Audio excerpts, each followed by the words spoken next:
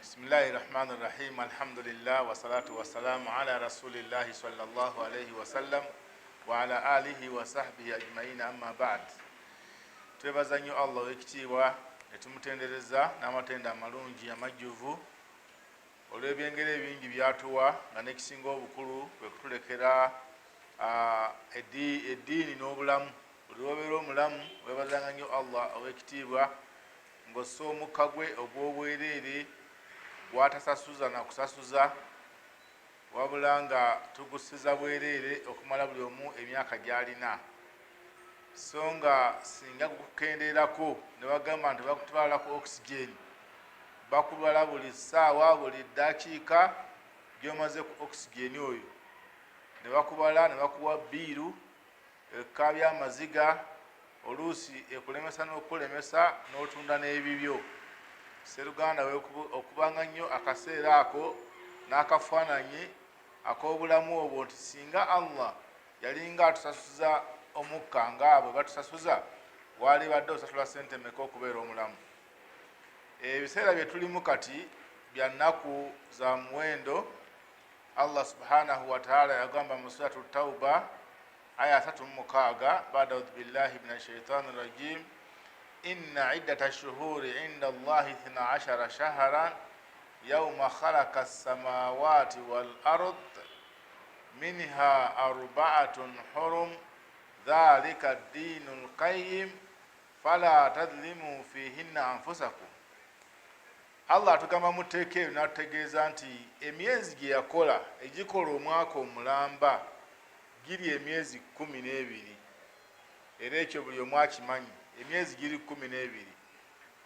Ekyo nga tekitandise ku mulembe gwa Nabbi Muhammad sallallahu alayhi wa sallam guno gwe tulimu, wabula agamba nti yawma khalaqa as-samawati wal ard, okuva lwe yatonda eggulu n'ensi. Amakulu nti okuva edda nedda emyezi egy'omwaka giri 12, naye n'atugamba nti minha, mwegyo 12, arba'atun hurum, mulimu emyezi ena nga gya mizizo era nga gya muwendo nga gya nkizo. Emyezi egyo ena, ogumu guli ku ntandikwa ya mwaka, omulala guli mu makkati mu mwaka, ebiri gye gikomekereza omwaka.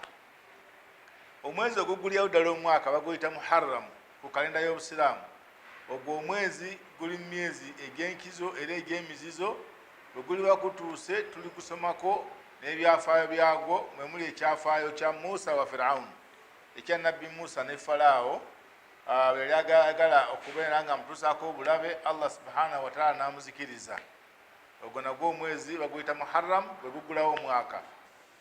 Omwezi omulala mu myezi egy'enkizo era egy'emizizo tulinamu Rajab. Rajab gwe mwezi ogw'omusanvu, ogwo gwo gwa mu makkati mu myezi egikola omwaka omulamba. Ogwo nagwo mwezi gwa mizizo, mwezi gwa nkizo. Omwezi ogwokusatu mu myezi egy'emizizo era egy'enkizo mu mwaka, Dhulqaada, gwe mwezi gwe tulimu kati. Omwezi gwa Dhulqaada gwe mwezi ogw'e11 ku kalenda y'Obusiraamu. Omwezi ogusembayo mu myezi egy'emizizo ogwokuna, Allah nga bwe yagamba nti minha arba'atun hurum, mulimu ena egy'emizizo, gwe mwezi gwa Dhulhijja. Omwezi gwa Dhulhijja gwe mwezi ogujja okugemekereza omwaka, tuyingire mu mwaka omupya ogwali 1445. Saawa tuli mu 1444 mwezi gwa Dhulqaada. Emyezi egyo Allah subhanahu wa ta'ala agamba dhalika ad-dinul qayyim. Egyo n'emyezi egyo Allah bw'agyogerako bwe tugiwa ekitiibwa y'eddiini yennyini enywevu. N'agamba nti fala tadhlimu fihinna anfusakum, n'olwekyo bantu mmwe, agamba Nabbi Muhammad sallallahu alayhi wa sallam, ategeeza abantu ba umma ye tebeeryazaamanyanga singa emyezi egyo giba gituuse. Allah n'akuwa chance n'otuuka mu kaseera kano ng'oli mulamu. Bangi Allah be yatwala tebasobodde gituukamu, teweeryazaamanyanga. N'okweryazaamanya kwe kubeera nga Allah ayagala mu myezi gino okoleremu emirimu gy'okoleramu, akuwa empeera. Kati ng'omugagga bwe yalize, omugagga n'ateekawo chance, n'ateekawo ennaku, n'agamba nti okuva ku Lwokuna paka Olwomukaaga mu katale kange ngenda kugabiramu abantu bange wampagira, buli omu akasero kanajja nako nja kajjuza ebintu. Banno ne bagenda ne batandika okweyolera ku birungi, naye gwe n'otagenda, omugagga oli eyaguddewo chance eyo si abafiiriddwa, wabula gwe aganye okugendayo okwenyagira ku ebyo n'okufuna ku birungi ebyo gwe abafiiriddwa. N'olwekyo Allah subhanahu wataala talina kyafiirwa singa gwe osigala ng'otudde n'otafaayo mu myezi gino nga gituuse. Naye akuwadde amagezi n'agamba nti fala tadlimu fihinna anfusakum, temweryazaamaanya ng'ate ng'emyezi gino gituuse, ebeera chance ey'okuba nga mwekolera ebirungi ebyo Allah subhanahu wataala byayagala abawe empeera. N'olwekyo tuli mu mwezi guno, tuli mu mwezi gwa Dhulqaada, tukubiriza abasiraamu mwenna okubeera nga mu myezi gino tuyitiriza nnyo okukola emirimu Allah subhanahu wataala gyayagala. Tuyitiriza okusaala, tuyitiriza okusaddaaka, tuyitiriza okweyisa obulungi, bwe mubeeramu okusiiba tusiibe, buli kyonna ky'oba olabye nti Allah yakiragira. Tuyitiriza okusoma Qur'an ey'ekitiibwa kubanga tuli mu myezi egy'enkizo, tuli mu myezi egy'emizizo ng'ekiba kikoleddwamu Allah subhanahu wataala akuwa empeera. Bwe tunaaba tumazeeko omwezi guno ogwa Dhulqaada, tugenda kuyingira ate mu nnaku nga ziri mu myezi gya mizizo naye nga tezongera okubeereza omuwendo ku lw'okubanga Allah subhanahu wataala yazirayira n'azogerako mu Qur'an ey'ekitiibwa. Zennaku 10 eza Dhulhijja ezikulembera omwezi gwa Dhulhijja. Ennaku ezo nnaku za muwendo nnyo eri Allah era n'eri obusiraamu bwaffe, ku lw'okubanga ennaku ezo zirimu ekyafaayo kya Nabbi Ibrahim alayhi salam. Ekyafaayo ekyo kyetusomako buli mwaka nga tubajjukiza ekyo ekyakomekereza ne Ibrahimu okubeera nga aweereddwa ekigezo ekisinga okubeera ekizze ennyo ekyokusala omwana we Ismail. Allah yalayira ennaku ezo mu suratul Fajr n'agamba wal fajri wa layalin ashiri. Allah agamba nti ndayidde. Ate bannanga okulayira kwa Allah tekulinnya kulayira kuno okwaffe. Fe omuntu alayirira ne kukyaba nekyalimba, alayirira ne ku kintu ekitaliimu, neyeerabira n'okwerabira nti Allah subhanahu wataala yatugaana okulayira ekitali ye. Abamu balayira n'alayira kitooke kya gonja, n'alayira mange eyanzaala, okwokulayira kufu. Allah yateekeddwa okulayira kyonna kyayagala mu bitonde bye kubanga yewa waggulu. Naye ffe ebitonde bwe tuba tulayira tulina kulayira Allah subhanahu wataala yekka. N'olwekyo olayira Allah n'ogamba nti wallahi, ate nga waliwo obwetaavu bw'okulayira si kumala galayira. Oba okubeera ng'olayira ebimu ku bitendo bye warrahman, n'olayira ebimu ku bitendo bya Allah subhanahu wataala oba agamu ku mannya ge, naye nga okulayira okusinga obulungi kwe kugamba nti wallahi, ate tuleme kumala galayira ku lw'okubanga okulayira okwo kugenda kutubuuzibwako. N'olw'ensonga eyo Allah bw'abanga alonze ekintu n'akirayira kitegeeza bukulu bwa kintu ekyo. Naye mu ssuula eyo Allah yasooka kulayira mambya, nga n'emmambya ye mambya esala gye tuyita fajr, esala mu kaseera bwe tugenda okusaalira fajiri, eswala ey'okumakya, emmambya eyo nga yeerangirira nti obudde obw'enzikiza obw'ekiro tubuvuddemu katuyingira budde bwa misana. Allah akaseera ako yakalayira n'agamba nti wal fajr.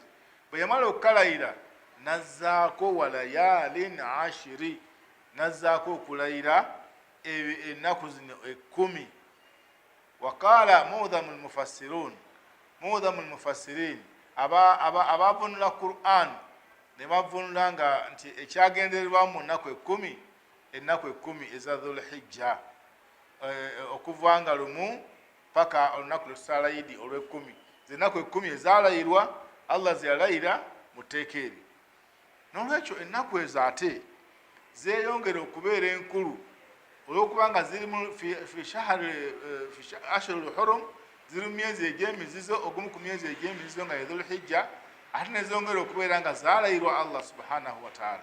N'olwekyo ne tukubirizibwa Nabbi sallallahu alaihi wasallam okubeera nga tukola, twongeramu nnyo amaanyi mu kukola emirimu egyo Allah gye yatulagira okukola.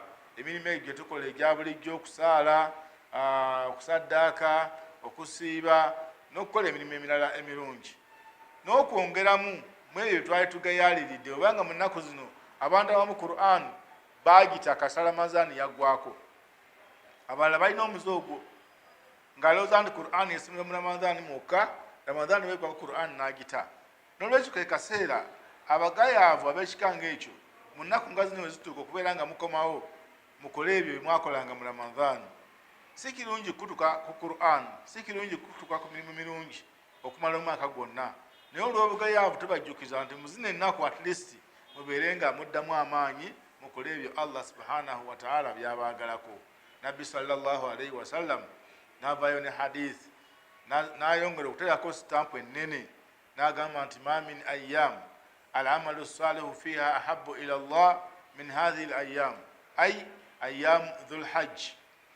Teriyo lunaku njiba lwe yavaayo ng'omuntu n'akoleramu omulimu ne gubeera gwa muwendo mu maaso ga Allah subhanahu wa ta'ala kusinga zino ennaku 10. Amakulu nti omulimu gw'oba okoledde mu nnaku zino 10 Allah subhanahu wa ta'ala ngeri gyagutunuulira n'engeri gyagugabanyamu empeera tegwenkanankana na mulimo gino gyakoze mu nnaku endala. Guno gubeera gwa nkizo. Ziye ennaku emirimu gy'okoze yes Allah akuwa empeera, naye ate tosobola kuvuganya muntu aba akoledde emirimu gye gimu mu nnaku zino 10 eza dhul hajj. Eyo hadithi ya mbaka Muhammad sallallahu alaihi wasallam. Nolwekyo tukubiriza abasiraamu nti ennaku zino bwe zituuka, Nabbi sallallahu alaihi wasallam emirimu gyayogerako gyali jeno, teyayawulamu nti mulimu gundi oba mulimu bwe guti, wabula yagamba al amalu salihu fiha, omulimu gwonna omulungi gw'oba okoleddemu.